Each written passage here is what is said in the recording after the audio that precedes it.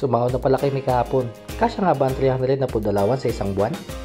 Pero syempre, may tira pa akong bigas. 5 kilo kasi yan.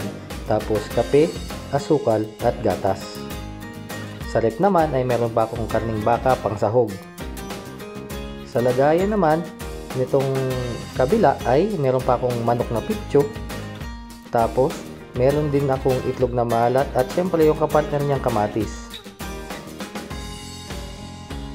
Sa baba naman ay meron pa rin akong talong, patatas, saka repolyo. Tapos meron din ako diyang kalamansi. Nilabas ko na din pala yung bisugo kanina para iprito at nasa lip yan kanina. Binabad ko. Sa lagayan naman ng condiments ay meron pa akong kumpleto pa. Tapos meron pa ding noodles dyan.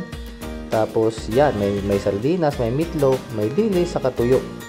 Tapos yung nasa dilaw na lagayan ay munggo yan. Meron pa din akong tawag dito, sibuyas saka bawang. Sa ating mga OFW, kadalasan naman namimili tayo ng mga pangmatagalang gamit.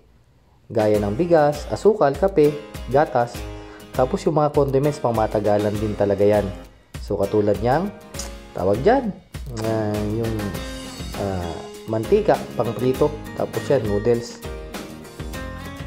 Ang palagi lang naman natin binibili sa 300 na allowance ay yung gaya ng isda, manok, prutas, gulay at karne. Ako, palagi ko munang inuubos yung kung anong nasa rep ko para hindi ako masayangan ng mga stocks at hindi itapon sa basura lang. Then, saka na lang ako bibili pag wala na talaga ako maluluto. Madalas din kasi ako magluto ng ulam ko kasi nga mas tipid katulad nitong ulam ko ngayon. Hanggang gabi na yan, para bukas, iba naman. Diba? So, hindi ko pa nagagalaw yung 300 reals na bigay sa akin ng kumpanya. May stock pa ako.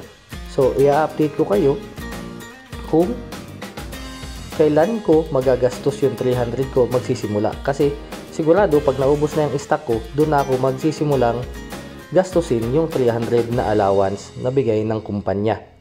So, hanggat hindi ko pa yung naubos yung mga stock ko, hindi ko pa bibilihin yun.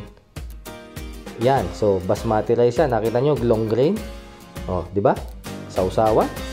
Tapos kamatis at itlog, then prito lang.